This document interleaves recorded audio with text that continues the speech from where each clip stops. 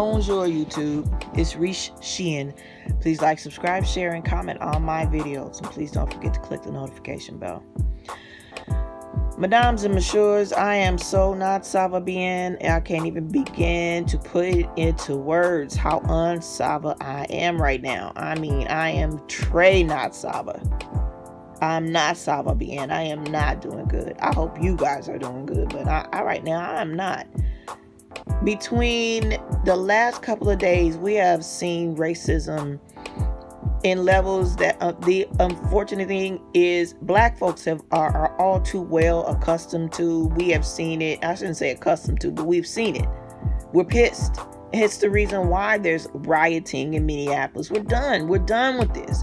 We watched George Floyd be murdered.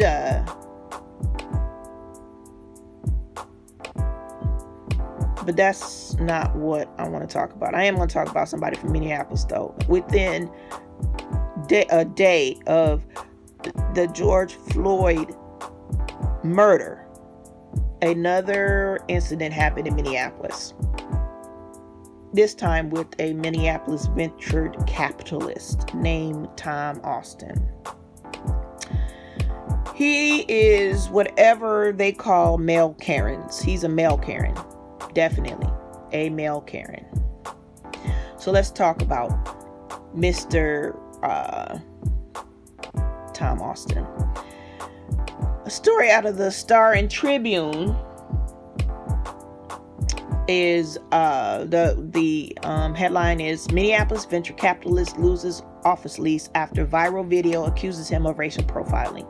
Subject of video said he believed some of the men were not tenants. A Minneapolis ventured capitalist's office lease has been terminated after a video went viral showing him asking a group of black entrepreneurs if they were tenants of the building and thus allowed to use its gym. In the video posted Tuesday night, Tom Austin, who is white, said he was going to call 911 on the group. He ended up calling the building's property manager instead. On Wednesday afternoon, Austin said he messed up. He had an office in the Mosaic East building in Uptown for his company, F2 Group. The office building is owned by the Ackerberg Group. Should have handled it differently, he said in an email. Not my job to have done anything. Top Figure, a Minneapolis-based social media and branding agency, posted the video to its Instagram account, saying it showed racial profiling in action. The company is a member of the WeWork co-working space in the building. The men were working out in the gym of the building, when Austin confronted them. I'm Tom Austin, the man says in the video. I'm a tenant in the building. Are you? The men in the group, who are black, responded that they are all tenants. Austin demanded to know which office they worked in. They responded that they don't have to tell him. He says he's going to call 911. As you guys can see, we're dealing with racism here, one of the voices say in the video. The men who worked at Top Figure could not be reached for comment. Austin, who was also a vocal critic of renaming Lake Calhoun to Bidi Makaska, which is Lakota, said in an interview Wednesday that he regretted saying anything to the men and insisted he was not being racist. Okay, so let me just interject a personal story about Lake Calhoun.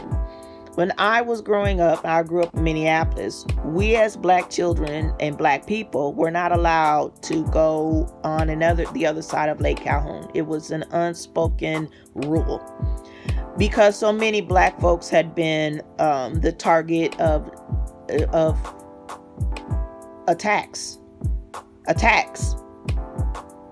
You would get attacked by white folks if you went on the other side of Lake Calhoun.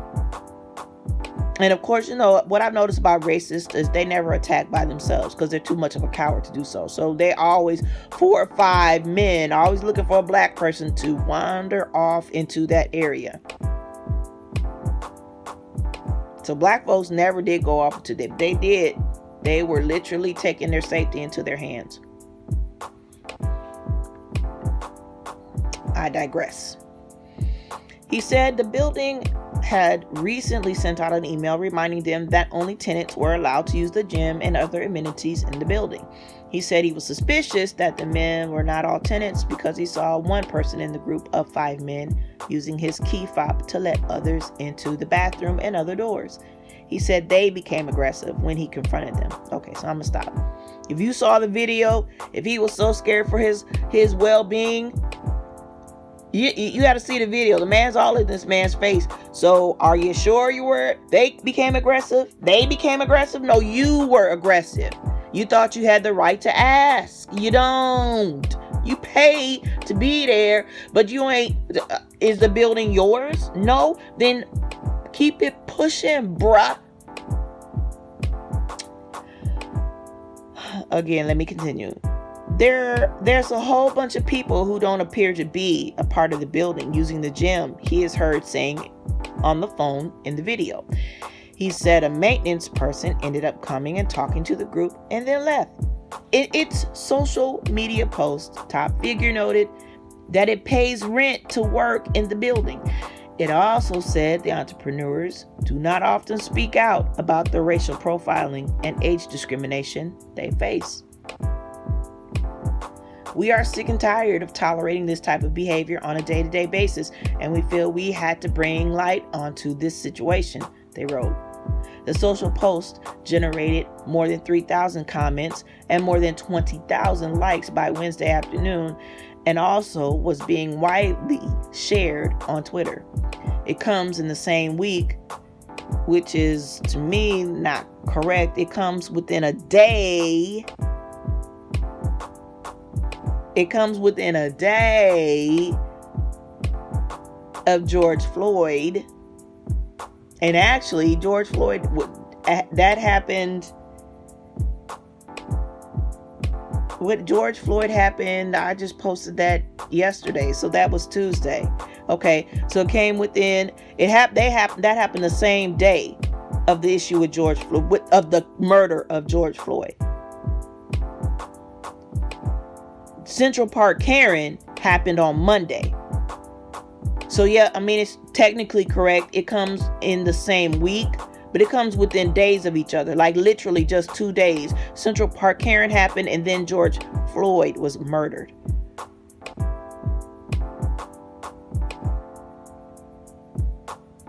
And he was murdered on a Tuesday. This happened on a Tuesday. Or was George Floyd murdered Monday? But within 48 hours, every last one of these things happened within 48 hours.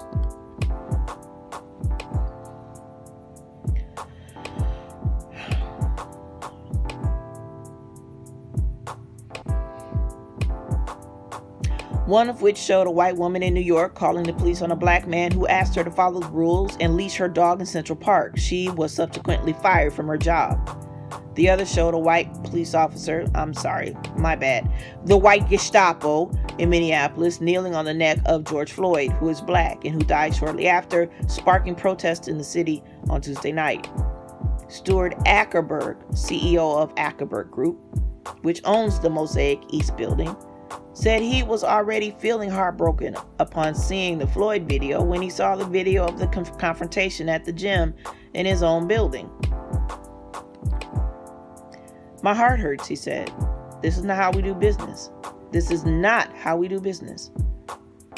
I'm alarmed by what I saw. He said the 2 WeWork members had used their key fobs to access the gym on Tuesday night, and he assumes the other people in the top figure group were also employees. It appears they had every right to be there and were to use the amenities, he said. Ackerberg said he spoke to Austin on Wednesday.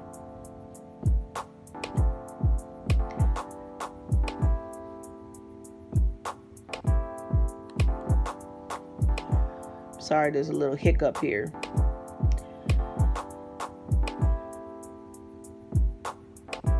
Ackerberg said he spoke to Austin on Wednesday and expressed his dismay.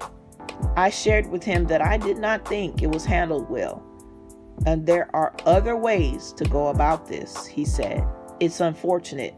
Our goal is to create a safe and inviting experience for everybody. Austin said he and the other men continued to work out after the confrontation. By the end of the night, we were on talking terms, he said. I said, I'm sorry you thought I was being racist, but I was not. If you were a bunch of women, I would have done the same thing. Again, that was the Star and Tribune. So let me just share. No, he would not have done the same thing. He would have handled it way different. So that right there is the problem. He would have handled that way different. Like way different. Way different. And we all know he would have. Now, this is the same cat that had a problem with renaming Lake Calhoun. And anybody that's grown up in Minneapolis knows the tragic, racist tale about that lake. That's why a lot of us went to Lake Glenwood. We would go to Glenwood Lake because we didn't have the same problems as you would have at Lake Calhoun. But then there were times that you would just go to Lake Calhoun. Lake Calhoun was bigger. It's so big, it had its own marina. It has its own marina. It's a gorgeous area. I mean, it's beautiful. But you have to deal with the racism if you go on the other side. So there was the one side was for folks of color and the other side was for white folks. And everybody just knew that. And it's the same cat that didn't want to change the name back to its original name, the original Lakota name. He wanted to keep it Lake Calhoun. Because to him, slavery was just like a bump in the road. But he felt privileged. His privilege afforded him the right to question those young men about their whereabouts in a building that he doesn't own, has no personal stake in. But because they're young and black, there's a problem. Oh, if it was a bunch of women, I'd have said, no, you wouldn't have. Just stop it, Karen. Just stop it. Clutch your pearls, Karen. Just stop it.